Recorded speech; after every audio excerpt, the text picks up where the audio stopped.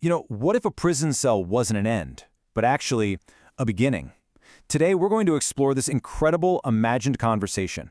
It's all about a love that can't be contained by walls, a faith that actually gets stronger in confinement, and a bond that, well, reaches for eternity.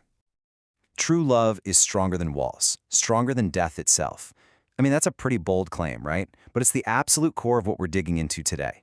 We're talking about love, not just as some feeling, but as an unbreakable force. Okay, so before we go any further, it's really important to know that what we're looking at is a creative work. This is a fictional dialogue, an imagined conversation between the late Reverend Sun Myung Moon and his wife, Dr. Hak Ja Han Moon. It was written to really explore the deep spiritual themes that defined their entire lives. So, how does a dialogue like this handle something as heavy as suffering? Well, that's our first big theme. And the perspective is surprising, to say the least. It's not about just gritting your teeth and enduring pain. It's about transforming it into a powerful public statement. So get this. Here, in a moment of what you'd think is total despair, Dr. Moon, who's referred to as Omma, doesn't pray for more strength or for a rescue. She prays with gratitude. And that tiny shift from pleading to thanking is absolutely crucial for everything that follows. And here's the response from Reverend Moon, or Aboji. This one line is really the heart of this whole section. Gratitude turns confinement into testimony. The idea here is that when you embrace hardship with a grateful heart, it stops being a punishment and becomes this powerful declaration of what you believe. And that leads to this incredible metaphor.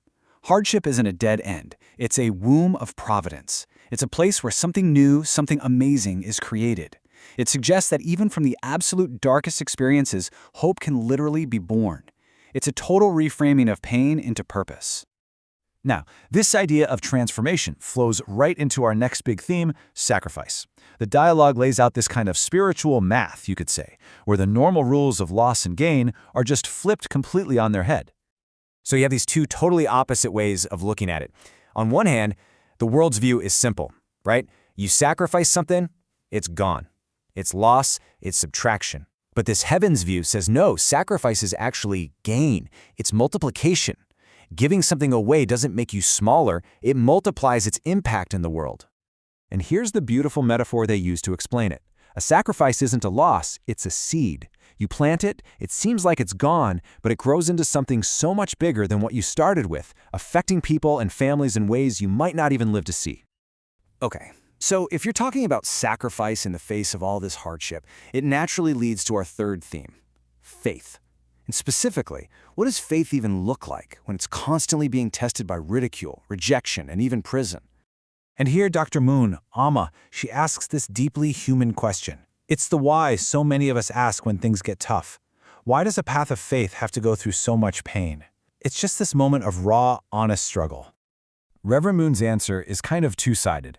First, he says that opposition doesn't come from strength. It comes from fear, that established power gets threatened by a truth it can't control. But then there's the second part, which is maybe even more important. These trials actually serve a purpose. They're like a fire that purifies faith, burning away the impurities and making it stronger. And all of this brings us to what might be the core definition of faith in this whole dialogue. It's not about never being afraid or never having doubts.